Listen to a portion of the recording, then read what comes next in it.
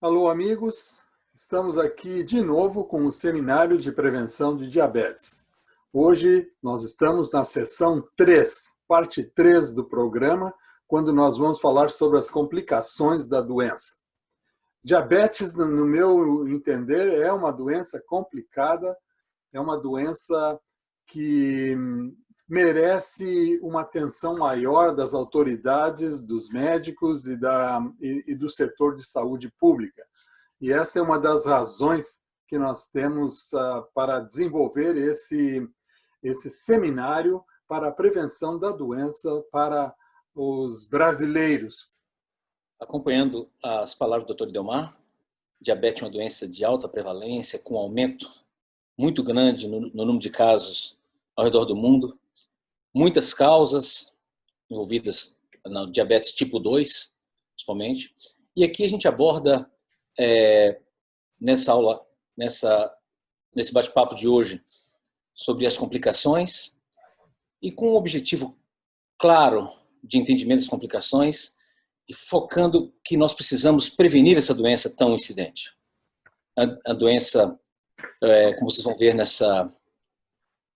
nesse bate-papo de hoje, que envolve diversos segmentos do corpo, diversos órgãos, sistemas, trazendo prejuízo enorme para a saúde. Então, por isso, acho uma coisa tremendamente importante esse tipo de discussão, esse tipo de bate-papo sobre as complicações do diabetes. Como salientamos, a prevenção do diabetes e hoje a parte de complicações. O aumento da glicemia, o aumento da glicose no sangue, atingindo os órgãos do corpo, esse aumento causa complicações diversas, como nós veremos a partir de agora. Nesse slide vemos aqui a complicação dos nervos, o diabetes trazendo tremenda complicação para a condução do estímulo nervoso, complicação a nível renal, na retina, cometendo os olhos, e também o diabetes é um acelerador da aterosclerose. Outro fator muito comum é o acometimento do coração, há um aumento muito grande de doenças cardíacas e AVC nos pacientes com diabetes. E outro fator que iremos abordar aqui é o diabetes causando doença a nível dos pés, por acometimento dos nervos nos pés. Começamos então sobre os nervos. Para melhor entendermos como funciona, como a função dos nervos e o acometimento do diabetes nos nervos, vamos imaginar os nervos como fossem pequenos fios elétricos. E esses fios elétricos transmitem as informações do corpo para o cérebro. Informação como calor, dor, frio, um aumento de pressão. Como um exemplo disso, quando estamos perto de uma temperatura um pouco quente, essa informação chega no nervo, o nervo leva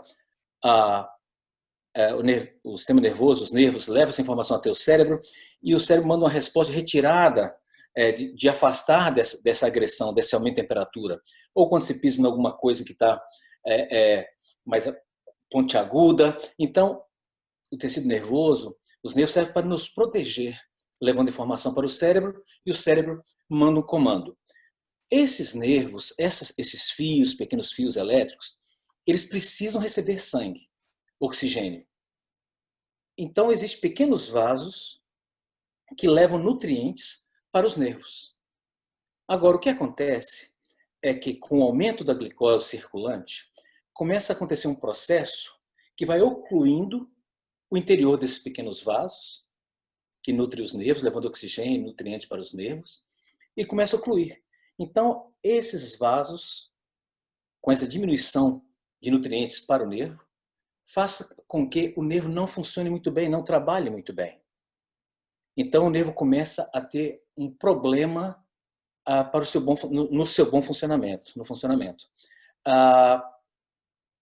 Associado a essa dificuldade, essa diminuição de nutrição do nervo, causado pela diminuição da luz, dos nutrientes, indo através do vaso sanguíneo, esse pequeno vaso sanguíneo, como comentei, existem também os processos inflamatórios, causados pelo aumento da glicose. Então, juntando essa diminuição de nutrição para o nervo, com esse processo inflamatório causado, os dois pelo aumento da glicose, esse nervo passa a não exercer tão bem a sua função, que nós escrevemos acima. Essa alteração é chamada neuropatia diabética. E nós vamos ver agora alguns casos, algumas situações no corpo, onde essa neuropatia, esse nervo não funcionando bem, vai provocar alterações no corpo. Nesse estudo, esse é um esquema mostrando uma célula nervosa, né, um neurônio, onde o estímulo nervoso se conduz de uma forma saudável, nos protegendo. Esse estímulo leva informação para o cérebro, também leva a informação do cérebro para o órgão para fazer alguma manobra de defesa. E nesse caso aqui, numa célula que não está mais tão saudável, no caso, na situação específica que nós estamos conversando, que é o aumento da glicemia no diabetes, existe essa série de alterações que levam esse nervo, como podemos ver aqui na figura, o nervo não está mais saudável, ele não conduz muito bem esse estímulo que ele deveria conduzir. A função de fio elétrico em levar informação, é um termo que a gente, para facilitar o entendimento da comunidade, de quem está nos ouvindo, esse nervo não exerce bem o seu papel, causando alguns problemas para a saúde. Veja nesse momento aqui, esse é o que a gente chama de pé diabético. Então, são vários os mecanismos que levam a essa doença do nervo, como nós vimos. Processo inflamatório, dificuldade de nutrição. O paciente, nessa situação, ele tem uma alteração da sensibilidade dos pés. Então, ele pisa, ele faz um machucado, ele dá ele causa um traumatismo no pé e não percebe, porque a sensibilidade da dor ou outros tipos de sensibilidade, ele está acometido no pé. E o paciente começa então a apresentar feridas, começa a apresentar essas lesões no pé, devido a uma deficiência na função dos nervos. Essas situações aqui, existem outros mecanismos envolvidos, mas a neuropatia diabética é um grande fator envolvido nessa situação. Outra situação onde o nervo acometido, o nervo alterado, provoca problemas é o nervo chamado nervo vago. O nervo vago, é um nervo importante no nosso organismo. Ele faz o controle do movimento, né, do bolo alimentar, da comida, ao longo do tubo digestivo. Quando esse nervo também está alterado pelas alterações, está alterado pelo aumento do nível de glicose, sendo um desses fatores, então ele não passa bem as informações para os músculos, para fazer a função de empurrar o alimento no sentido para o final do tubo digestivo. E com isso, começa a acontecer, então, uma situação chamada gastroparesia, onde o bolo alimentar, onde a comida tem retardo, ele tem uma dificuldade, ele é mais lento nesse transporte. Aqui na figura, exatamente, considerando aqui essa figura um processo mais próximo do normal, né? Onde esse seria um tempo necessário onde o estômago se esvaziaria.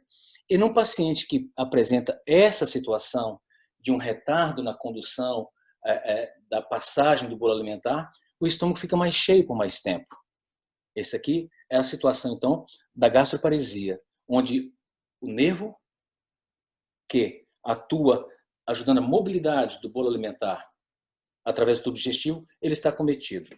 E isso o paciente, então, começa a ter náuseas, vômitos, apresenta perda do apetite também.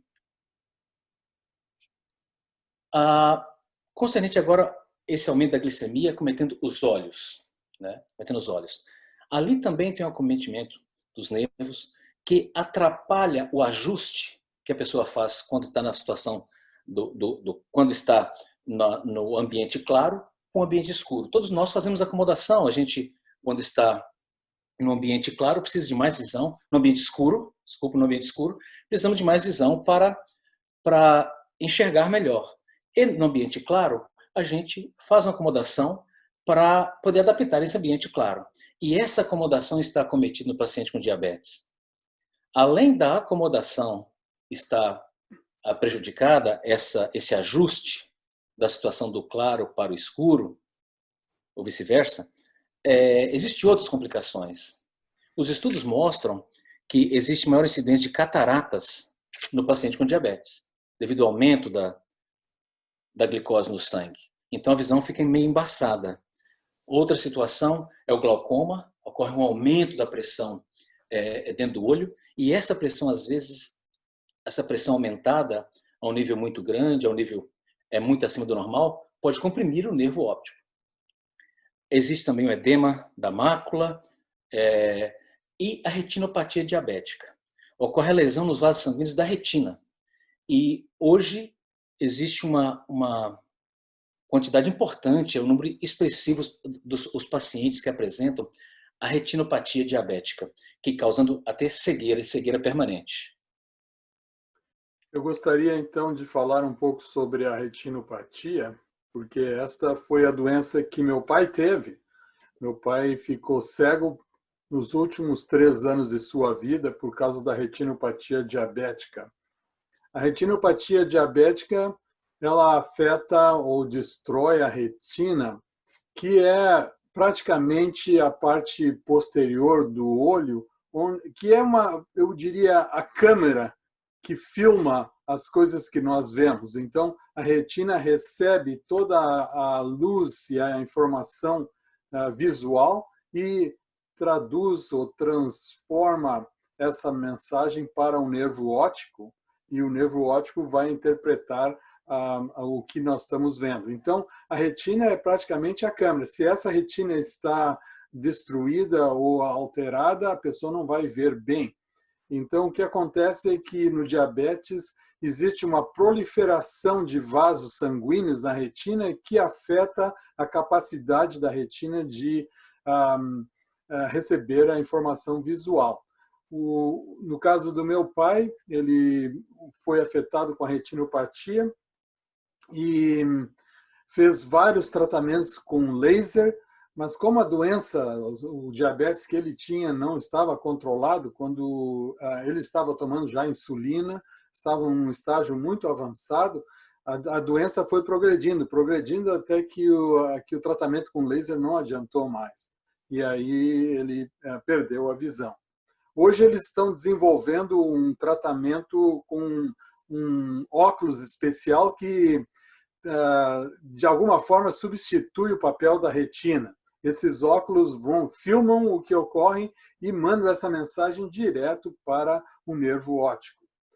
Os sintomas da retinopatia são a visão embaçada, semelhante à catarata, mas ela tem um sintoma especial que são manchas flutuantes que aparecem na visão da pessoa. Então, se a pessoa tem diabetes ou tem pré-diabetes e começa a ter problema com a visão e começa a ver manchas pretas na sua visão, ou a visão está embaçada, ou tem dificuldades para discernir as cores, então essa pessoa deve especificamente fazer um exame da retina, um exame do fundo do olho. Outros problemas ainda, devido ao aumento dessa glicose no sangue do diabetes, é problema de bexiga. Existem muitas teorias de como essa lesão é causada, mas existe a teoria do sorbitol. A glicose entra no nervo, fermenta, forma o álcool, né? E essa altera os nervos. Também outro acometimento da inervação, que é responsável pela parte sexual. Então, os pacientes podem ter problema na parte, os trabalhos mostram a resposta sexual diminuída nos pacientes com estágios mais avançados, onde a glicose está muito alta e de forma descontrolada por muito tempo. Lesões nos rins. O que acontece no rim o que acontece no rim é uma alteração nos vasos sanguíneos. E essa alteração que acontece nos vasos sanguíneos dificulta a filtragem do sangue. Então, os pacientes começam a ter uma dificuldade de filtrar o sangue e levando a problemas de saúde graves, né? Hoje, o diabetes está implicado em uma grande percentual de pessoas com insuficiência renal, onde o rim não trabalha bem. Nessa imagem, nós temos a figura de um rim normal e outra de um rim acometido pelo diabetes.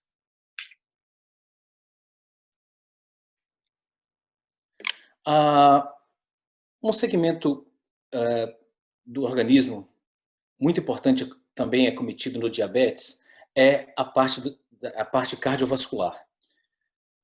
Esse estudo fala de que 75% dos indivíduos com diabetes, a causa morte, a causa do óbito, é devido à doença cardiovascular. No diabetes, ocorre um processo inflamatório no organismo, e esse processo inflamatório que ocorre no organismo provoca aterosclerose. E essa aterosclerose, como vemos na figura aqui, ela dificulta a passagem do sangue. Então, o paciente com diabetes, o diabetes faz com que o paciente tenha um processo acelerado de aterosclerose. A aterosclerose é um procedimento que vai formando placas dentro das artérias, como a gente vê aqui, e essas placas, com o decorrer do tempo, quanto mais a glicose fica descontrolada, mais ela aumenta, o processo inflamatório aumenta, e mais aumenta a placa. E ela vai, então, ocluindo a luz da artéria que está levando o sangue para os músculos do coração.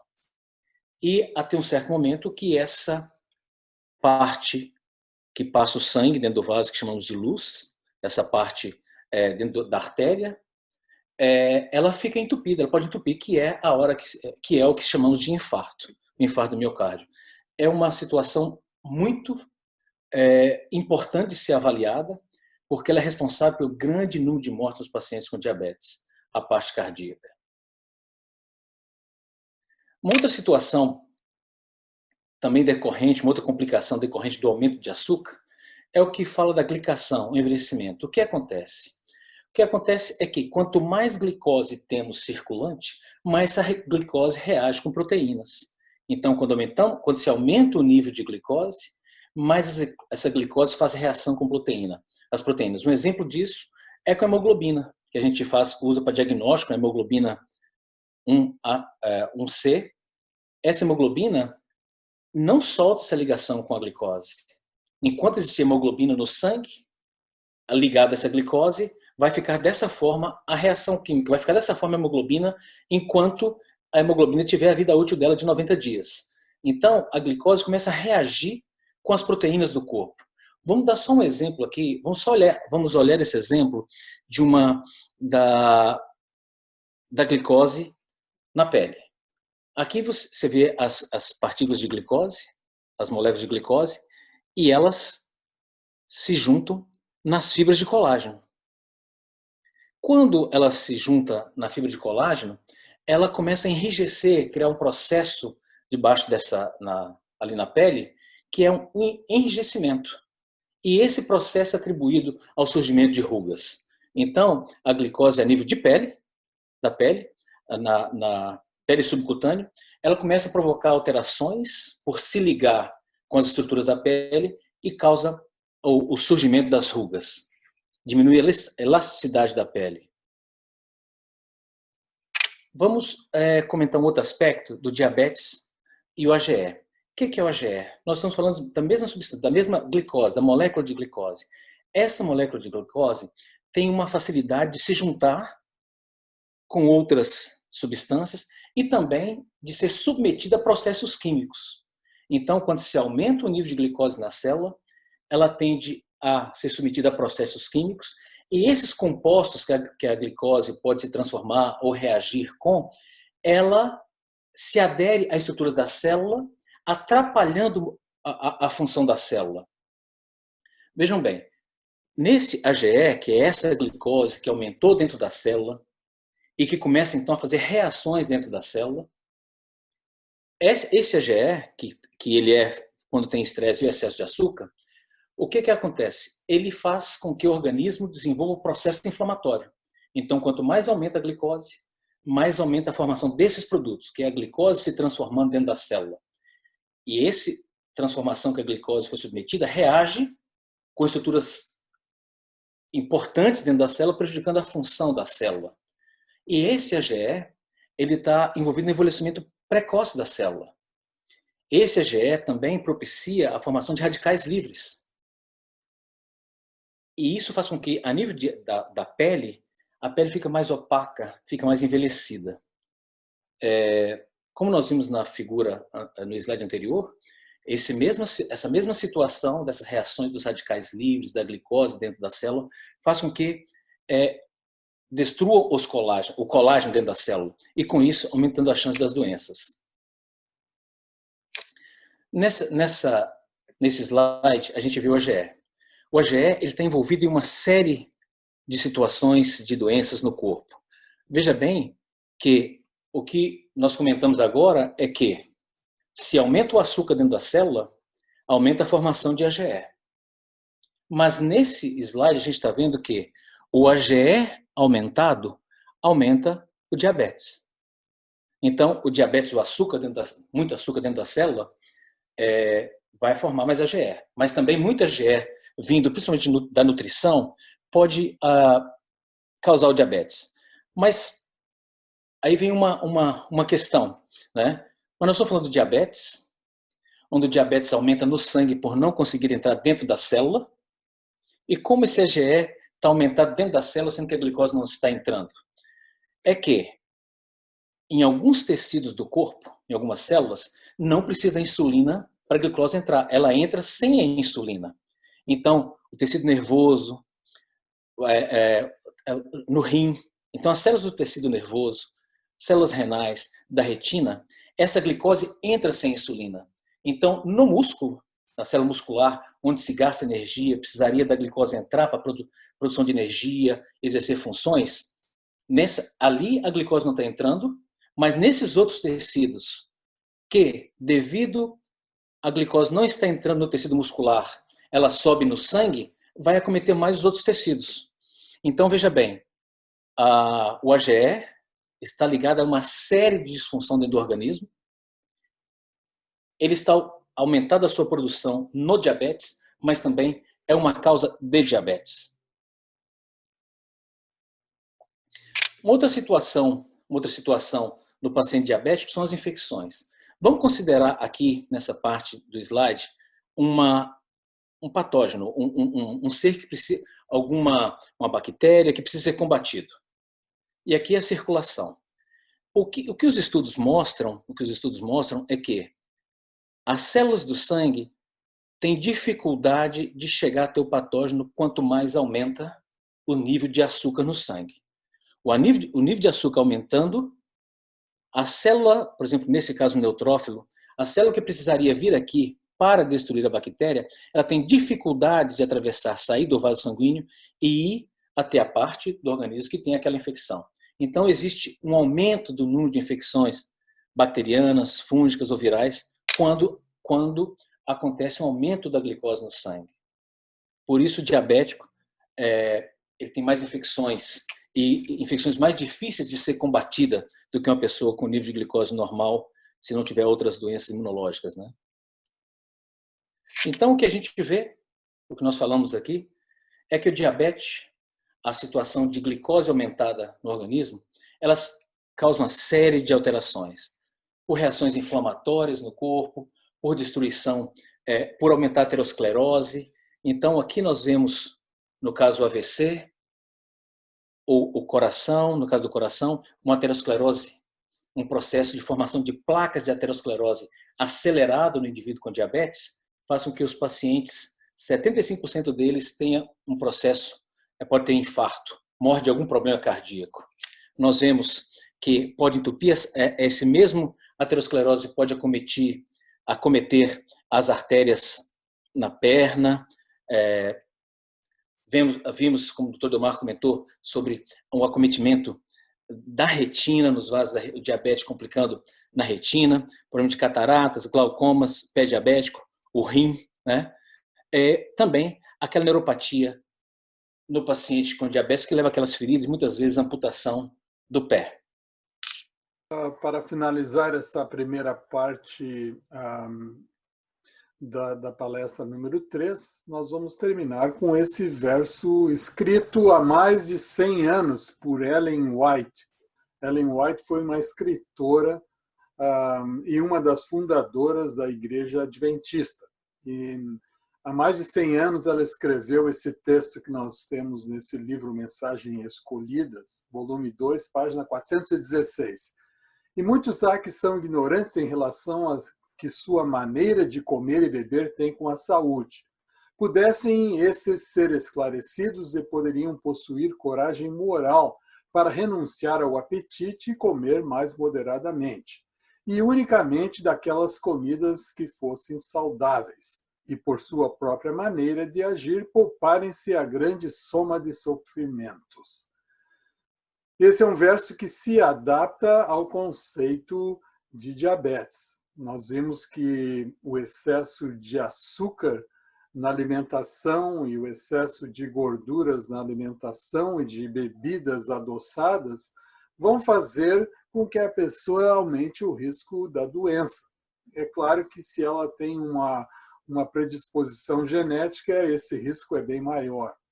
De qualquer forma, se essas pessoas aprenderem a comer moderadamente e comer melhor as comidas que forem saudáveis, como as frutas, os vegetais, os alimentos ricos em fibras, e evitar o açúcar, os carboidratos refinados e as gorduras saturadas, a chance da doença vai ser melhor. Claro que esse é só um aspecto da doença, mas eu gostaria de ilustrar com esse verso só para avaliar o que foi escrito há mais de 100 anos, que já era um fator de prevenção para esse tipo de enfermidade. E agora nós vamos fazer alguns comentários sobre o que discutimos, o que foi apresentado nessa parte de complicações da doença. Vamos falar sobre o pé diabético, sobre a visão do diabético, sobre a presença de proteína na urina e talvez alguns outros aspectos. Então, eu gostaria de começar a falar um pouquinho sobre o pé diabético, e o Enes pode fazer um pouco mais de considerações sobre isso, porque também está relacionado com a sua área de cirurgia vascular. Mas eu me lembro de um paciente que eu tive com pé diabético que teve que amputar o pé, e tudo começou porque deixou cair água quente no pé, fez uma queimadura, e essa queimadura não cicatrizou e foi desenvolvendo e se tornou numa gangrena. E então, o mais importante fato, porque o nosso fator aqui é prevenção. O mais importante é o que fazer e checar o pé da pessoa constantemente. Algumas pessoas que têm diabetes também têm excesso de peso e elas não têm condições de olhar o pé. Então, é importante que tenha um familiar ou uma enfermeira ou alguém que constantemente cheque o pé da pessoa. Também é importante que a pessoa tenha consciência do que ocorreu. Algumas vezes a pessoa tem um ferimento no pé e o diabético tem um problema nervoso, ou um problema do nervo, não é nervoso no sentido de ficar irritado, mas um problema do nervo do pé e a pessoa não sente muita dor, e aí pode haver um ferimento e a pessoa não está consciente. Então é importante que a pessoa, que tenha alguém que avalie esse pé. É claro que se for no médico e tem um quadro, um check-up mais completo, o médico deve fazer a avaliação do pé. Doutor Idomar, eu fiz cirurgia vascular, sou cirurgião vascular, eu fiz a residência em cirurgia vascular, e o que se vê de fato é a situação complexa do diabetes, né? Em termos de avaliação do pé, o que se trata é que o paciente com diabetes, ele tem a sensibilidade diminuída, então às vezes ele tem alguma lesão, alguma coisa alterada e não percebe, mas ele tem, além da sensibilidade, ele pode ter também aterosclerose, porque o diabetes propicia o entupimento da circulação, a oclusão dos vasos sanguíneos, não levando sangue para o pé, então o paciente tem essa situação mais complicada em termos de bom funcionamento das estruturas que mantêm o pé, como a inervação, a circulação, dos sistemas, né, que mantêm o pé. Só que o diabetes, além disso, ele pode ter um sobrepeso, como o senhor mencionou, mas na hora de avaliar, para ele próprio avaliar, fica ruim, porque às vezes ele tem uma catarata, tem um processo de visão diminuída, ele não consegue ver direito o que está acontecendo no pé. E eu tive pacientes, que colocava água quente no pé, porque ele tinha um formigamento no pé, porque causa esse formigamento no paciente com diabetes. Ele colocava água quente, só por não ter sensibilidade no pé, ele colocava quente demais. Então, o paciente leva a queimadura por ele não percebia o tanto de calor que era o suficiente para ele, né? Além de o limiar, ele precisaria ter menos quente, ali a pele precisaria de uma coisa não comparando com o pé normal, com as pessoas normais, o diabetes precisaria de uma situação mais amena. Então é importante uma avaliação com outra pessoa, com outro profissional, e não dependesse só do que ele é capaz de perceber, né? Então é importantíssimo essa situação de avaliar com o profissional sobre a sensibilidade, sobre como está a circulação do pé, né? Para que evite essa situação, porque um simples machucado é o início de uma amputação que pode parar na raiz de coxa, pode parar a nível de coxa, começando do dedo, o dedo não cicatriza, aí vai para a perna, coxa, essa amputação vai subindo. E o problema quando se faz uma amputação no dedo ou no pé é que o paciente com diabetes precisa apoiar em outros locais, e esse apoio pode formar, se não for bem acompanhado com o profissional, forma calosidades, e esse ponto de apoio diferente faz uma lesão no outro local. Então, é extremamente importante a avaliação com alguém que saiba do que está acontecendo e que dê o suporte necessário, porque é uma situação bem complexa, uma situação que exige muita perícia, conhecimento e saber lidar. Perfeito, perfeito. O segundo ponto que a gente gostaria de discutir é com relação à visão do diabético. Como o Enes apresentou, a doença do diabetes afeta o olho de uma maneira específica, eu diria, porque aumenta o risco de catarata, aumenta o risco de glaucoma, aumenta o risco de retinopatia diabética, que são as 3 principais causas de cegueira, na verdade. A catarata é uma doença comum que tem sido tratada com o transplante de córnea. O glaucoma é aumento da pressão dentro do olho e se não for controlado, também vai causar a cegueira como uma complicação final. E nós falamos muito sobre a retinopatia, que era a área que eu tinha mais interesse por causa do meu pai. E eu falei sobre aqueles óculos de controle que ainda estão em uma forma experimental. Meu pai faleceu há 20 anos atrás e nunca conseguiu... Já estavam falando naquela época do óculos que substitui a retina. E hoje, aqui na América, existem já pacientes que estão experimentalmente usando esses óculos, mas ainda não está num nível bem desenvolvido. Não sei se o Enes quer falar alguma coisa mais sobre a visão. Eu acho que o senhor comentou os pontos mais importantes e é fundamental, já que detectou alguma alteração na glicemia, o estado do pré-diabetes ou diabetes, fazer um check-up anual. Os pacientes precisam fazer anualmente um exame de fundo de olho para não deixar progredir a lesão, que pode levar uma cegueira, uma coisa permanente, uma coisa irreversível, né? Então, o check-up, assim que o paciente identificou que tem algum aumento de glicose no sangue, né, desde o pré-diabetes, a gente viu em outra conversa, do bate-papo, que alguns trabalhos citam 7,9% dos pacientes com pré-diabetes, não chegou no diabetes ainda, mas tem um certo aumento da glicemia, de 7,9% dos pacientes já têm um certo grau de retinopatia, do acometimento da retina pela glicose. Check-up, fundo de olho. Cobre para fazer um fundo de olho para guardar a evolução, para acompanhar a evolução. Identificando alguma alteração, procure especialista, vamos diminuir, vamos combater, vamos ver se para a situação, se não for possível revertê-la, né? Mas isso é tremendamente importante, essa exame de fundo de olho uma vez por ano. ou mais frequente, dependendo do profissional, se o médico indicar que precisa fazer mais frequente.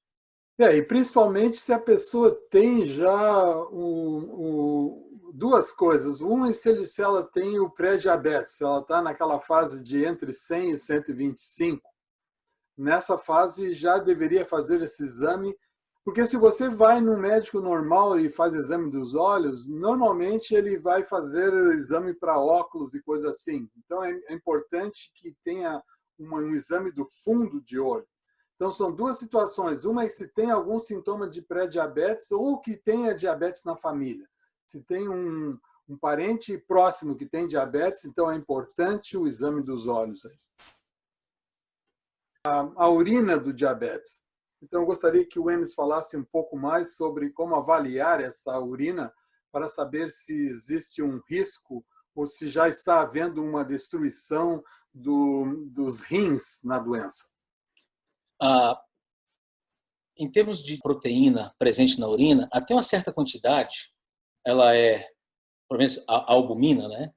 Alguns, geralmente em torno de 20, outros consideram 20, 25 por ali, em torno dessa quantidade por dia, de 24, é uma quantidade normal. Mas existem situações que ela aumenta muito mais que isso, e isso mostra uma lesão a nível do rim, uma alteração. A função do rim é que o sangue passe pelo rim, ele seja filtrado, tire as substâncias que precisam sair através da urina, e as substâncias necessárias para o bom funcionamento do organismo, como a albumina, que é produzida pelo fígado, essa albumina se mantém no vaso sanguíneo, dentro do vaso sanguíneo, porque ela é responsável por manter o líquido, ela tem muitas funções no organismo, dentre elas manter o líquido dentro do vaso sanguíneo, para equilibrar essa situação de líquido dentro do vaso sanguíneo, entre outras funções que a albumina exerce. Mas chega um momento no diabetes que existe uma lesão, é como se facilitasse a saída dessa albumina junto com a urina. Então, os pacientes começam a apresentar níveis muito maiores da presença de albumina na urina. Tradicionalmente, o método mais antigo, considerado padrão, era dosar durante 24 horas essa urina e dosar a proteína nessa quantidade de urinas de 24 horas dos pacientes. E esse exame, que era o padrão, que é o padrão para detecção da função renal em selecionar a proteína, manter a proteína no organismo, é o padrão, e ele serve como um indicador de quão prejudicado está o rim devido ao aumento da glicose. Isso deve ser também acompanhado, porque hoje existem medicamentos que se faz, como medicamentos como os inibidores de conversão de angiotensina, né, que mantém essa albumina. É uma situação que, na maioria das vezes, o médico consegue ajudar através de medicamento, mas deve ser checado nos pacientes com diabetes para ver como está essa função renal. A função renal é muito importante ser checada no paciente com diabetes. Eu gostaria de trazer mais um assunto aqui para discussão que a gente não tinha pensado antes, que é sobre o envelhecimento da pele, porque isso está na moda hoje, principalmente entre as mulheres, irem para um salão ou irem para um especialista e colocarem um monte de cremes e tentarem evitar as rugas. Mas pelo que nós vimos aqui na demonstração, o problema mais é interno e não externo. Então é importante que as pessoas tenham conhecimento que uma dieta que é rica em açúcar e que produz um excesso de açúcar na circulação vai afetar a pele negativamente. Você poderia dizer alguma coisa a mais, Wenis?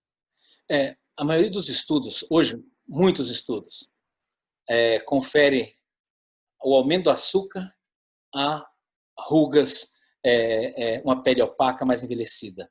A glicose faz muitas reações químicas dentro do organismo, com proteínas. Ela sai fazendo ligação química. Mas quando ela faz uma ligação química, por exemplo, com colágeno, ela diminui a função do colágeno, com as fibras que tem ali debaixo da pele. Então, ela altera a estrutura, ela enrijece. Então, a pele que era para ser maleável, com elasticidade boa, devido à reação com a glicose, que está em excesso, ela começa então a ficar opaca, envelhecida, né? E uma presença maior de rugas por alterações químicas que está acontecendo devido ao aumento da glicose. Nós vamos ver que muitas outras substâncias que poderiam ser prevenidas ali através de uma boa dieta e atividade física, né? Não estresse, dormir bem, vão ajudar também nesse aspecto. Mas nesse momento, o aumento da glicose faz reações com o colágeno e atrapalha a elasticidade da pele. Nesse trabalho que a gente viu ali naquele slide anteriormente, ele mostra de uma forma bem interessante como é importante a ação da glicose lesando as fibras de colágeno. Muito bem, então estamos chegando ao fim desses comentários da parte 3 sobre as complicações do diabetes. Eu gostaria de dizer que essas complicações, algumas delas podem ser revertidas. Depende da gravidade, depende de como o órgão foi afetado, mas a mudança do estilo de vida pode afetar positivamente essas complicações. O melhor, porém, é agir bem cedo, antes de que as complicações ocorram. Portanto, se a pessoa tem um quadro familiar de diabetes, se a pessoa tem o pré-diabetes definido, já é tempo de fazer alguma coisa para prevenir a doença. Eu diria que o ideal seria desenvolver um estilo de vida de qualquer forma, porque o estilo de vida que previne o diabetes é o mesmo que previne as doenças cardíacas, o câncer, a obesidade e outras doenças crônicas. Então, o estilo de vida ideal é aplicado no diabetes e deveria ser uma forma de prevenção.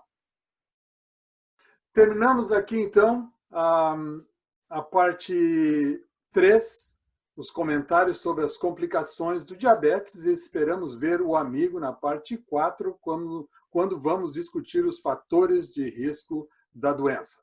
Até mais e nos vemos, então, na lição 4.